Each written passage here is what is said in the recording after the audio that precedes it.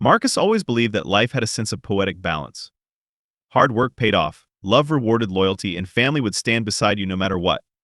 For most of his 28 years, those beliefs held true.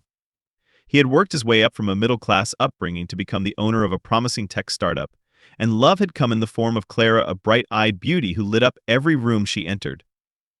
To top it all off, Marcus had the unwavering support of his younger brother, Daniel, who had moved in temporarily while looking for a stable job. Life seemed picture perfect. But perfection has a way of hiding its rot just beneath the surface. The evening sky blushed orange as Marcus parked his car in the driveway of the old family home. The house had been passed down through generations, and its sturdy brick walls and sprawling oak trees were a comforting sight. He stepped inside, the familiar scent of freshly brewed coffee greeting him. Clara stood in the kitchen, her golden hair catching the last slivers of daylight as she moved with effortless grace. She turned, a smile lighting her face. Yet Marcus thought he saw a flicker of something else, something guarded and distant. But he dismissed it, chalking it up to pre-wedding jitters. "You're home early," Clara said, setting down a mug and crossing the room to kiss him. Her touch was warm but brief, like a flame quickly extinguished. "How was work?" "Busy as always," Marcus replied, wrapping an arm around her waist, unwilling to acknowledge the unease gnawing at him. "Just a few more months until I finally take a break." "Hopefully our honeymoon will be worth it," Clara said, her eyes meeting his before darting away. She moved to the counter, stirring her coffee with a touch more intensity than necessary. Marcus felt the distance again, but pushed it aside. Daniel appeared at the doorframe, a mischievous grin plastered across his face. "Hey bro," he greeted, holding up a beer. "Want one?" Marcus laughed, shaking his head. "Maybe later. You know me, work first." Daniel was everything Marcus wasn't: charming, reckless, always skating just above rock bottom. But Marcus loved him fiercely. Growing up, Daniel had idolized his older brother, and Marcus had taken the role seriously.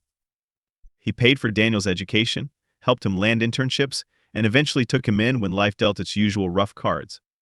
Daniel was still searching for his path, and Marcus had always been willing to wait. The three shared dinner that night, a blend of laughter and easy conversation that felt almost genuine. Yet as Clara and Daniel exchanged a few glances over the table, Marcus's instincts prickled.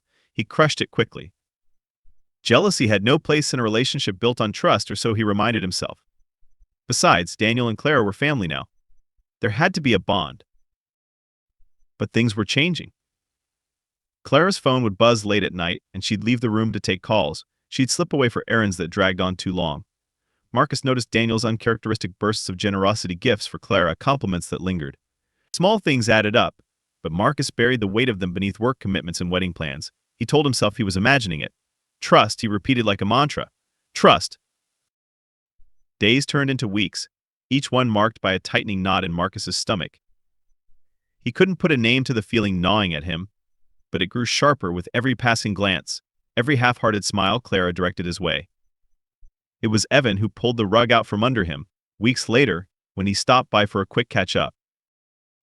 "You and Clara still solid, right?" Evan asked casually over beers on the porch. Marcus frowned. "Yeah, why?" Evan hesitated, looking away. "I just saw her the other night with Daniel. They were having drinks at that bar downtown. They seemed close." The world seemed to tilt. Marcus's grip on his beer tightened until his knuckles whitened. "Close? How?" Evan shrugged, the discomfort obvious. "Look, man, I don't want to read into things. Maybe it's nothing. Just, I thought you should know." Marcus couldn't breathe. A dark cloud swelled in his chest, anger and fear warring for control. He thanked Evan for the heads up, but after his friend left, he stayed on the porch long after night fell, staring into the darkness.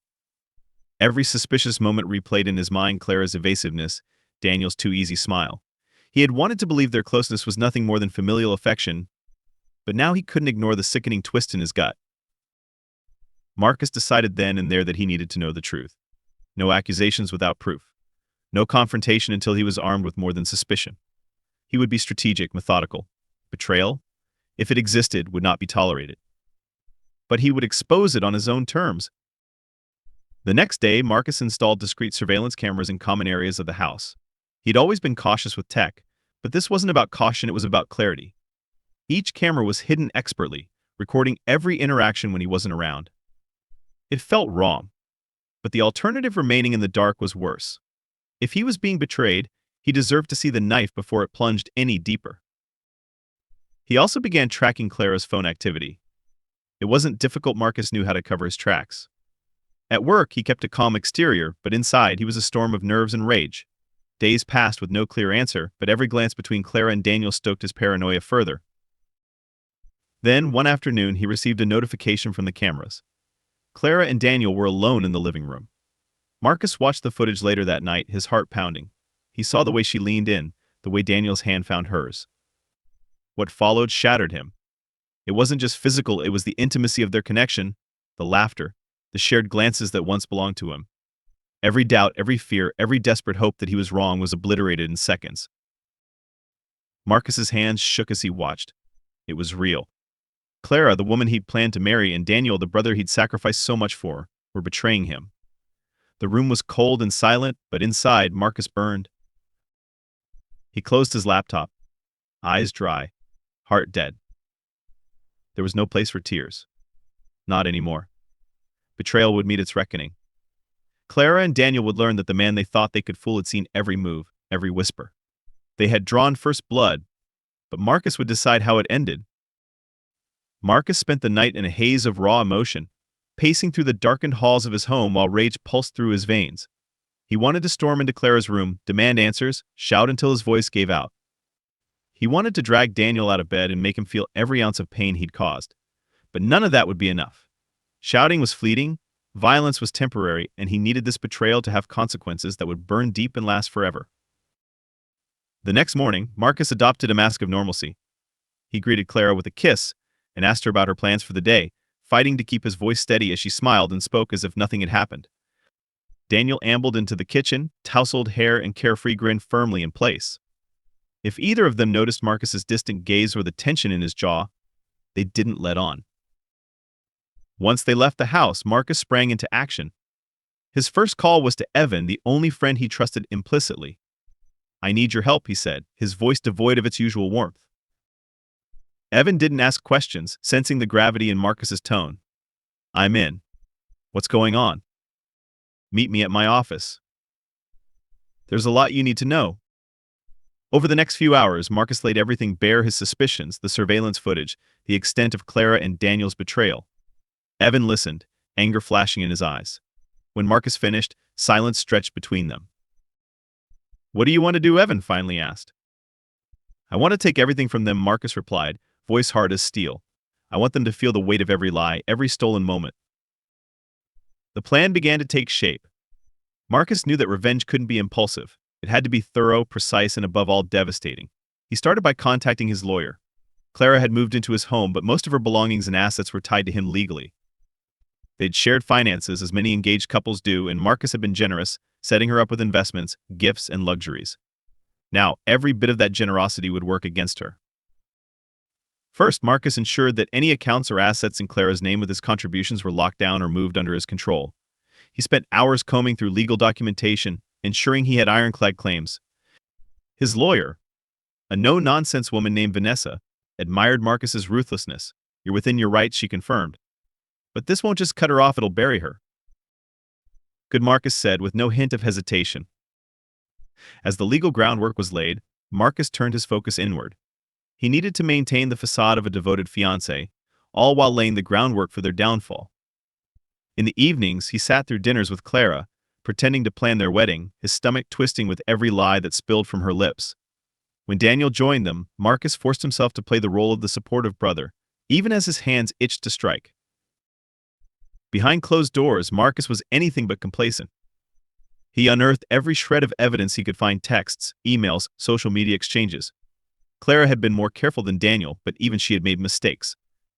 He collected everything, building an arsenal of proof that would leave no room for denial. 3 weeks later, Marcus was ready to escalate. He invited Clara and Daniel to a weekend getaway at the family lake house, a place filled with childhood memories and a sense of belonging. It would be the perfect setting for the beginning of their end. The weekend arrived, and Marcus drove them all to the lake house. He kept his demeanor light, cracking jokes, asking about Clara's work and Daniel's job hunt. Clara seemed at ease, even playful, as if nothing in the world could taint the illusion of their relationship. Daniel laughed along, oblivious to the undercurrent of tension in Marcus's gaze. When they arrived, the lake shimmered under the afternoon sun, and the air carried the faint scent of pine. They settled in, opening wine and reminiscing about childhood summers spent swimming and exploring the woods. Marcus let them bask in the warmth of false security. On the second night, after dinner, Marcus suggested they play a game of truth or dare by the fire pit, a nostalgic nod to their younger years. Clara laughed, agreeing easily, and Daniel followed suit. They went around, taking turns with playful dares and harmless truths. But when it was Marcus's turn, he turned to Clara, his eyes holding hers with unnerving intensity. "Truth," Clara said, sensing his stare but unaware of what lay behind it. Marcus's smile was razor-sharp. "Have you ever lied to me?" The question hung in the air, heavy and suffocating. Clara blinked, her fingers tightening around her wine glass. "What kind of question is that?" "A fair one," Marcus replied, his tone too calm. "Everyone lies, don't they? I'm curious about yours." The color drained from her face. Daniel shifted uncomfortably, eyes darting between them. Marcus leaned back, letting the silence stretch before him like a noose. "But that's a difficult one to answer here," he said, feigning an uneasy laugh. "How about we save the real truth-telling for later?" The mood soured. Clara tried to steer the conversation back to safer ground, but it was clear something had cracked. Marcus didn't push further that night. Instead, he let them stew in their unease. In the morning, Clara and Daniel's whispers didn't escape his ears, nor did the way they avoided his gaze. When they returned home, Marcus moved swiftly. Clara was out running errands when a courier delivered formal documents to the house, stripping her of every shared asset. Her bank cards no longer worked. She was locked out of every account Marcus had helped establish. That evening, he waited for her in the living room, the same place where her betrayal had first been confirmed. Clara walked in, confusion etched across her features as she checked her phone. "Marcus, did you?" He cut her off with a gesture. "Sit." She hesitated, sensing the finality in his voice. "What's going on?" "Did you think I wouldn't know?" he asked, his voice low but deadly. "Did you think I wouldn't see the way you and my brother destroyed everything we had?" Her eyes widened, panic flashing. "Marcus, it's not." "Don't lie to me," he snapped, his composure cracking for the first time. "I have the proof. I have everything." The weight of his words hit her like a physical blow. Clara's hands shook. "Marcus, please." "Please," Woody stood, towering over her. "Please forgive you? Please let you pretend it didn't happen.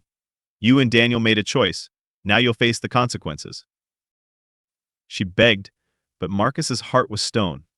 When Daniel arrived home, he found their parents waiting. Marcus had summoned them earlier, prepared to drag this betrayal into the light of day. When Daniel entered, confused and wary, Marcus made his move. With cold precision, Marcus laid out every sordid detail before their parents: the proof, the footage, the betrayal that had unraveled their family. Daniel's protests were met with hard stares. Their parents, broken and ashamed, demanded that he leave. The weight of disgrace bore down on him, and he left without another word. As the door slammed shut, Marcus turned back to Clara, who was now a trembling shell of the woman he had loved. "Get out," he said, voice devoid of emotion. "Everything you had here is gone. Everything I gave you is gone. Now leave."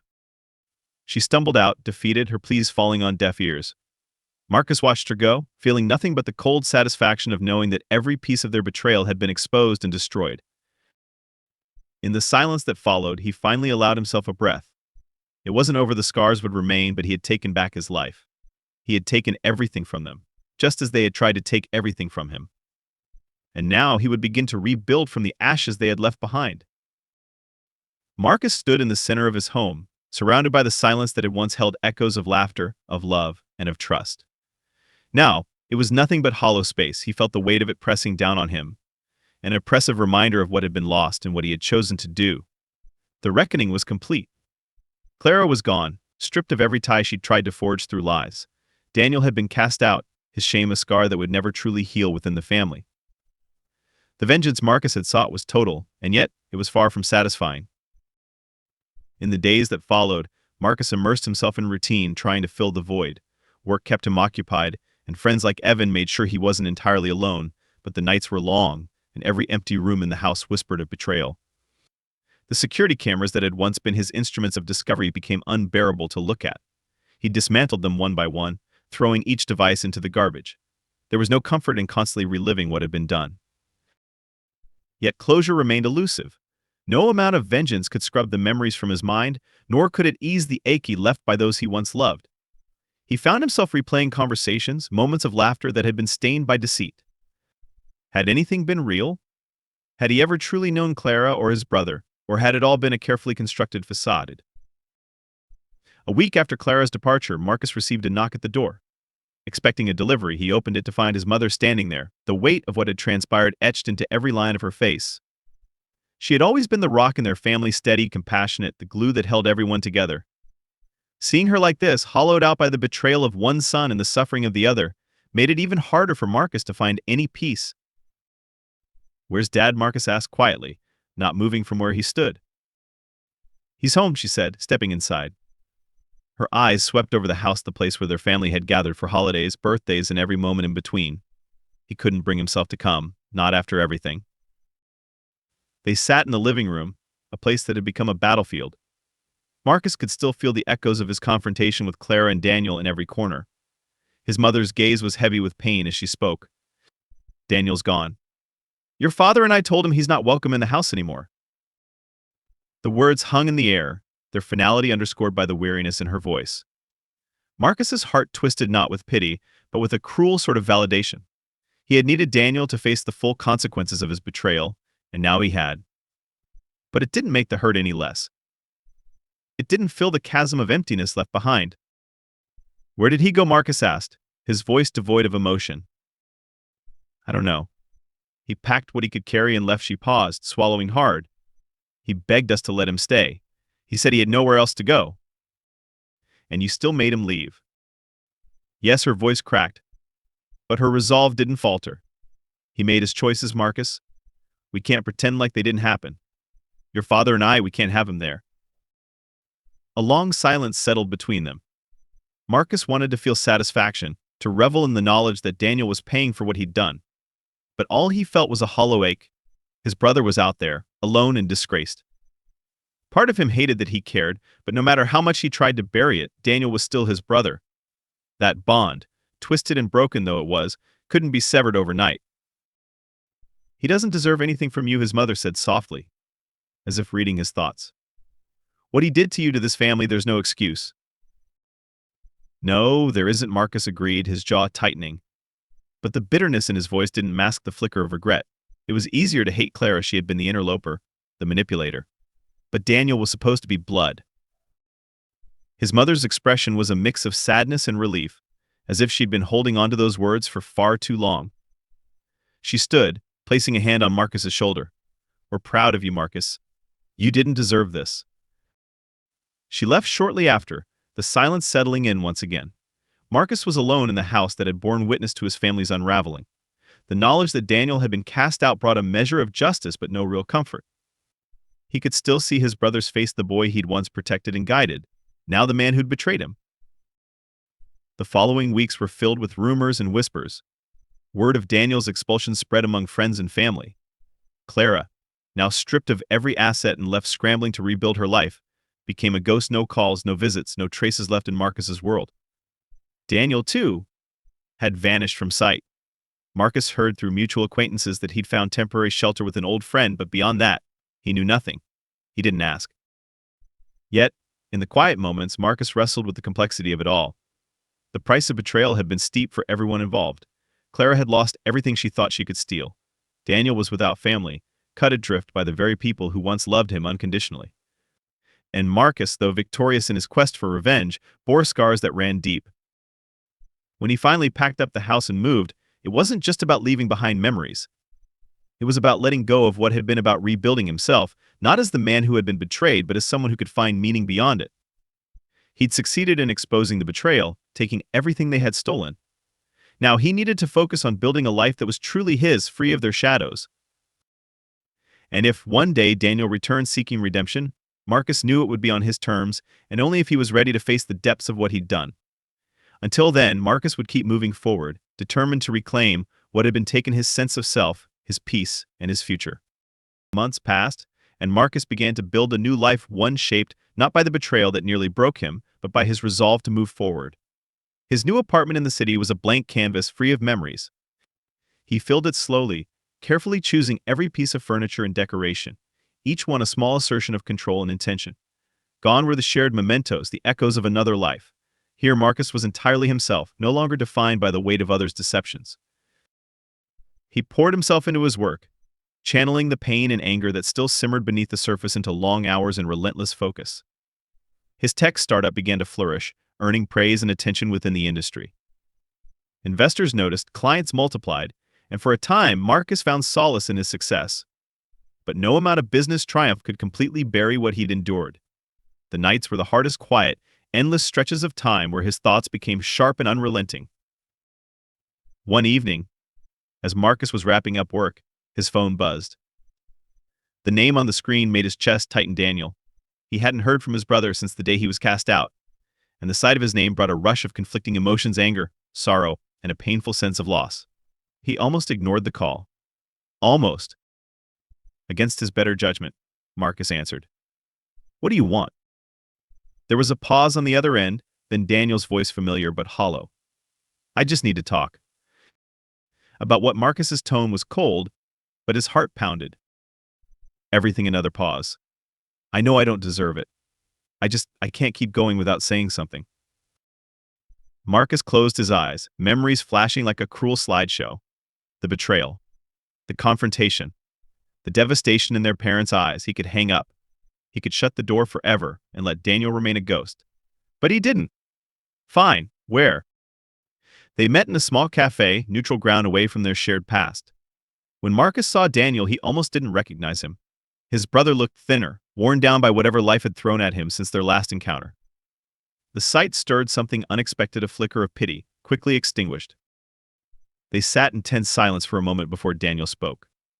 "I'm sorry." Marcus leaned back in his chair, arms crossed. "Sorry doesn't fix anything." "I know." Daniel's eyes met his, raw with desperation. "I know I ruined everything. I hurt you. Clara hurt you. There's nothing I can say to make it right." "Then why are you here?" Marcus demanded. "To ease your guilt. To explain." Daniel shook his head. "There's no excuse. I wasn't thinking. I was selfish. I didn't see how far I'd fallen until I lost everything: my family, my home. You," his voice cracked. "I spent every day trying to understand how I became this person." Marcus wanted to lash out, to remind him of every lie, every betrayal. But he held back. Instead, he asked, "What do you want from me?" "Nothing," Daniel said quickly. "I'm not asking for forgiveness. I know I have to earn that, if it's even possible. I needed to see you, to tell you that I'm trying to change." Silence stretched between them, heavy and suffocating.